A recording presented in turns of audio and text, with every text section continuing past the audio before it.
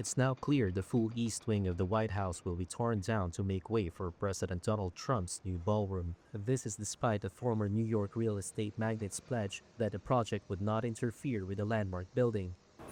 Demolition workers on Monday began ripping down the section of the White House that holds offices for the First Lady and staff.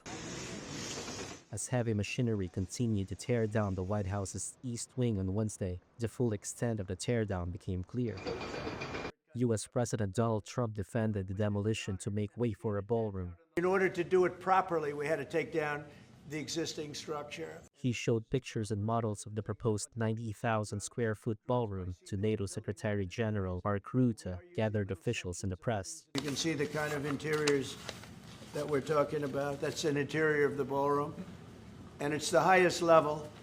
And you see it goes beautifully with the White House. The most recent iteration of the East Wing came about in 1942 when Franklin D. Roosevelt was president. U.S. presidents have renovated and added to the White House and its grounds throughout history, but Trump's changes are the most significant in decades.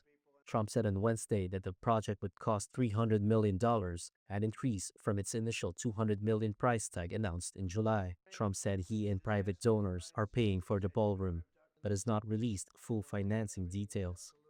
The demolition of part of one of the most historic buildings in the United States has sparked an angry outcry from many Democrats and questions about whether the Trump administration followed proper protocols. The White House has dismissed the criticism as manufactured outrage. It said on Tuesday that it would submit plans for the ballroom construction for review by the National Capital Planning Commission, even though demolition had already begun. The National Trust for Historic Preservation has asked the Trump administration to pause the demolition until the Planning Commission review is completed, expressing concern that the proposed 90,000 square foot ballroom will overwhelm the White House itself. The White House is 55,000 square feet.